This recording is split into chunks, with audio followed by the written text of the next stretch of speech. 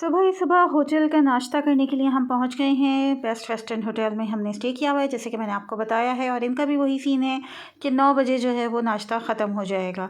तो ऑल्दो हम सारे के सारे कल रात के बहुत शदीद थके हुए थे, क्योंकि एक तो बीच की थकन थी, फिर बोर्ड वॉक की थकन थी इतनी ज़्यादा। स्टिल हम में से कुछ जो है वो जल्दी जल्दी उठ के हमने नाश्ता कर लिया और बाकी लोगों के लिए हम ले गए थे रूम में।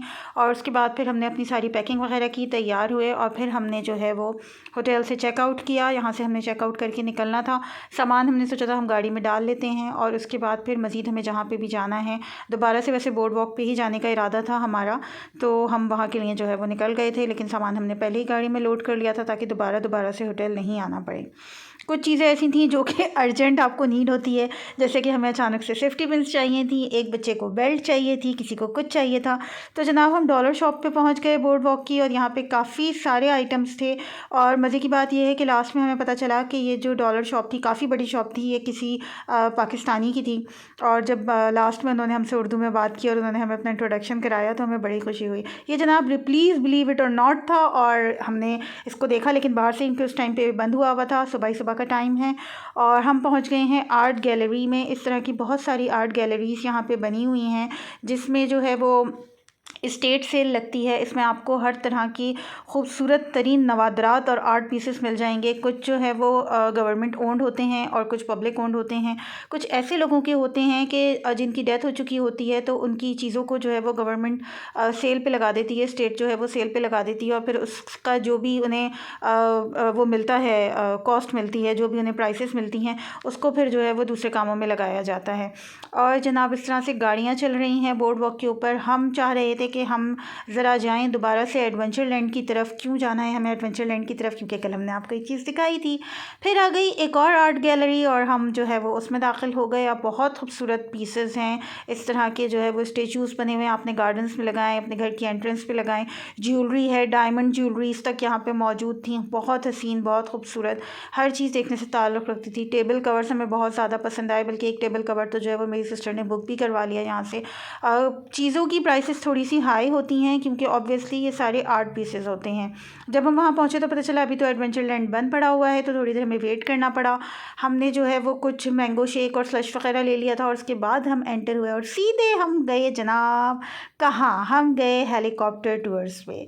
जी हाँ, हेलीकॉप्टर टूर्स की तरफ हम गए। अच्छा, मैं भी बता दूँ आपको कि मैं जो हूँ वो बहुत शदीद, मुझे हाइट से फ़ोबिया है और मैं बहुत ज़्यादा डरती हूँ।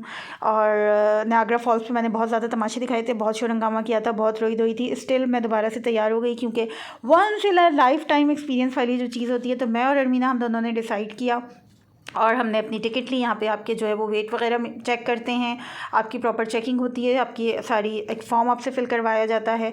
$150 ईच जो है वो होता है ये राइड, और 5 मिनट्स की होती है, बल्कि शायद उससे भी कम की मुझे तो फ़ील हुई। लेकिन बहरहाल बहुत बहुत ज़बरदस्त जो है वो एक वाकई में once in a lifetime experience रहा। और बहुत ही अच्छा लगता है कि आप ऊपर से उड़ते हुए जो है वो नीचे की चीज़ों को देख रहे हैं। बिल्कुल भी एरोप्लेन की तरह से नहीं होता, क्योंकि एरोप्लेन में आप बिल्कुल सीधा स्मूथ जा रहे होते हैं। हेलीकॉप्टर जो एक तो शोर कर रहा होता है और ऊपर से ट्विस्ट एंड टर्न्स दे रहा होता है। हेलीकॉप्टर की राइड इस वजह से भी महंगी होती है क्योंकि हेलीकॉप्टर जो है वो एयरप्लेन के मुकाबले में ज़्यादा फ्यूल कंज्यूम करता है, क्योंकि उसमें लोअर एरोडायनेमिक एफिशिएंसी होती है और इसके लिए उसे हाई पावर रिक्वायरमेंट होती है, मेंटेनेंस भी ज़्यादा चाहिए होती है। तो जनाब ये हम ओशन के ऊपर से, और ये देखें आप नीचे, ये इतना बड़ा क्रूज़ है जो हमें इतना मुन्ना से नज़र आ रहा है और हम इसके ऊपर से घूम रहे हैं। और बहुत अच्छी खूबसूरत उजली सुबह है और हम पूरा जो है वो अटलांटिक सिटी का एक ओवरव्यू ले रहे हैं, एक टूर ले रहे हैं, जिसमें इसके बीच भी आ गए और सारे कैसीनोज़, होटल्स सब हमें ऊपर से नज़र आ रहे हैं।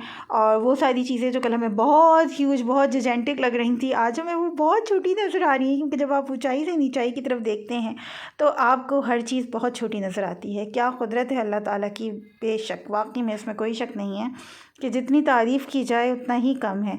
तो ये खूबसूरत ग्रीन वाटर और ब्लू वाटर वाला बीच है और लोग भी छोटे छोटे चुने चुने नज़र आ रहे हैं। और ये जो कल जाइंट व्हील मैंने आप लोगों को दिखाया था जिस पर बच्चे जाना चाह रहे थे, ये एक्चुअली इसका डॉक है। और यहाँ पे अब हम वापस से लैंड करेंगे, तो ये भी हमने जो है वो ऊपर से पूरा का पूरा एडवेंचर लैंड भी देख लिया था। जितना मैं रिकॉर्ड कर सकती थी आप लोगों के लिए उतना मैंने किया। और उसके बाद फिर हमने लैंड किया और हमने पैकेज लिया था पिक्चर के साथ वाला, तो पिक्चर के अलग से चार्जेस थे और उन्होंने ख़ुद अपने कैमरे से पिक्चर खींची थी। फिर सब लोग अलग अलग हिस्सों में डिवाइड हो गए थे और सब लोग रोम अराउंड कर रहे थे। मैं और राजी अलग थे, बच्चे अपना अलग घूम रहे थे। और उसके बाद फिर हम पहुंच गए जनाब अपनी गाड़ी लेने के लिए। तो हमने जो है वो ओशन कसिनो रिज़ॉर्ट का जो है वो मेरी सिस्टर ने और मेरे ब्रदर इन लॉ ने उसकी मेंबरशिप ले ली थी एक दिन पहले ही। तो वहाँ पे हमें पार्किंग अलाउ हो गई थी और हमने कहा चलो हम यहाँ पे भी विज़िट करते हैं, क्यों ना करें, क्योंकि ये हाईली रेटेड है अपने लोकेशन के हिसाब से। और इसकी कुछ खासियत है, कुछ ख़ास बातें हैं। जिस तरह आप देख रहे हैं इसका इंटीरियर कितना हसीन, हर फ्लोर हर जगह इस तरह से इन्होंने बहुत खूबसूरत डिज़ाइन की हुई है।